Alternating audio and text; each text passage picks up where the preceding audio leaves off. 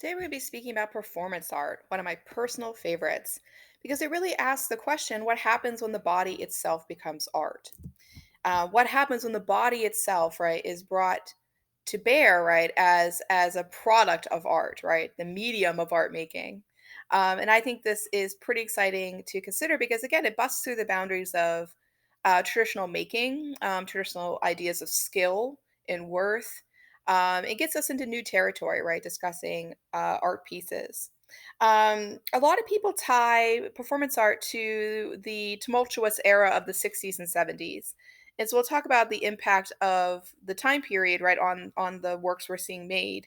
And we also think it was a time where people were just participating in things more. And so performance really wanted to kind of break the fourth wall and say, what is art now if you really force people to participate in it, right? To me, performance can't exist unless you have an audience, right, of some kind. In this case, right, in the 60s and 70s, you were typically in a space of some kind with an audience physically present. Today, of course, you could make a YouTube video, right, or an Instagram post or, something, a Snapchat, and put it up, right? And that could be something that other people engage with virtually, right? So, the way you might try to create a performance might differ from era to era, but I think underlying all of it is that you need an audience, right, to participate. You need an audience to engage, right? And it brings us back to the question we've been asking as we've entertained conceptualism is, how do you collect this stuff? And I'd argue that you can't. Performance to me is also a great modern and contemporary type of art making because it really says, art isn't about buying something, art isn't about owning something. It's not about the physical object, right? You can't collect this. The only way you can really collect it is to have, photographs taken of the performances like you see here with the Kaprov's Happenings piece. Um, that's the only way to really document these things. You either look at the documents or you're physically there, but there's no other way to really own this, right? And so it's a very slippery, right, type of art making. One of the first people to do performance art, we often credit Alan Kaprov and his group. He was part of the Fluxus movement, and we'll look more at that. And he was putting on these pieces he called happenings.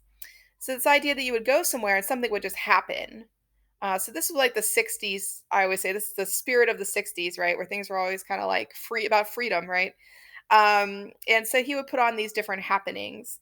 And you never knew what you're going to see at a happening. You could see like here you have people playing all kinds of different musical instruments, not really facing each other, not really facing the audience, right? Probably all playing different notes, right, at different times.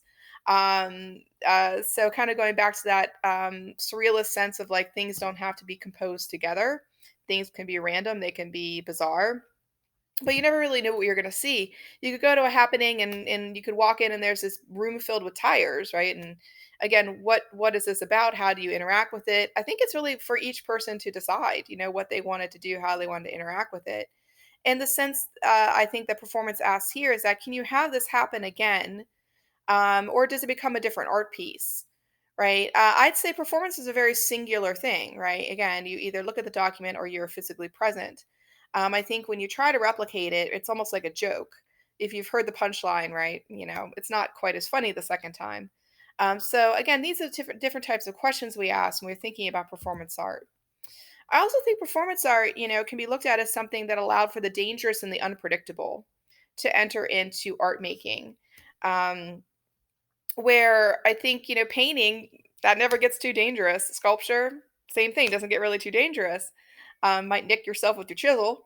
But I think that performance, it allows you to balance on that knife edge of what could happen, what possibly could emerge.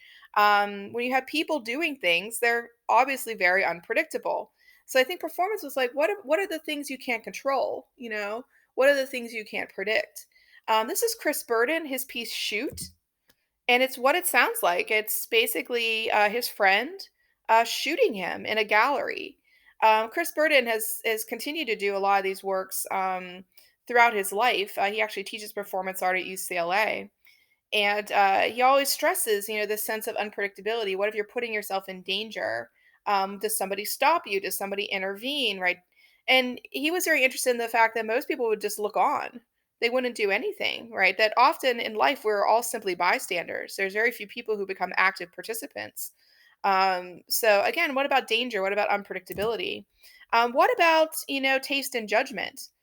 Performance, I think, forces you to have to kind of think about what are your lines in the sand, and people always have a line. What does this mean? We might think we're really open minded, we might think we're really accepting, but everybody has a line in the sand, as we put it.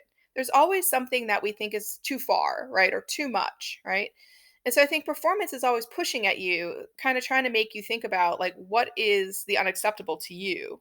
A lot of performance has to do with things that you're not usually confronted with. This is Vito Acconci, very famous performance artist. And he played a lot with, again, this sense of what's unacceptable to you. This is a piece he did where he built a platform in a gallery. And you can notice that the platform kind of creates this elevated ramping that he's underneath. When people came into the gallery, they were walking on top of the built platform, so they had no idea that this, substructure was there. They had no idea that there was kind of this basement, underneath the platform. So they were just walking around in the gallery on top of this built platform. Akanji was underneath, as you can see, masturbating, and he was basically hooked up to a mic. So he was broadcasting his noises, accompanied with masturbation throughout the gallery. So as people walked through the gallery, they were hearing these noises, like rustling and moaning and stuff, right? And it wasn't until they got to this little plaque on the wall that explained the piece that they understood what they were really encountering. And of course, you can imagine how people might have reacted to this, right? Some people would be like, "Oh God, please, whatever," right? Other people would be like, "Oh my God, I'm listening to a person masturbate."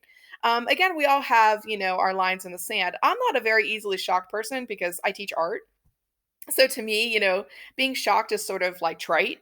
Like, oh, you're trying to shock me? Oh, okay then. I've just seen too much. And so, but other people, I'll teach classes and they'll just be shocked by the most basic things to me. I always tell the story of a student I had who had come from a homeschooling environment, I assume a very religious environment. And we were talking about nude and naked. And the idea of nudity was, someone seeing you and sexualizing you, and I always use for nude and naked the example of being like naked and and sleeping naked and getting up and walking to get something out of the fridge and someone seeing you and you turn from naked to nude, right? Because you're sexualized. And he like raises his hand and he looks at me and he's like, "People sleep naked?" And I was like, "Oh, yes." So again, I always think of that story where to him simply sleeping naked was like he couldn't even consider this. And then for me, I'm so not shocked by anything at all. So Akanji sort of is saying, "Hey, where's your line? Where do you find this to be reprehensible or just too much, right? Or oh, that's disgusting, right?"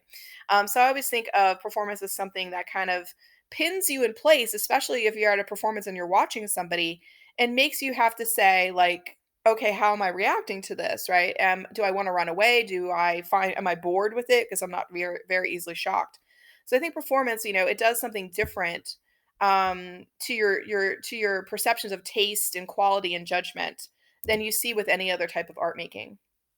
And of course, I'd mentioned when we talked about conceptual art that conceptualism can become performance.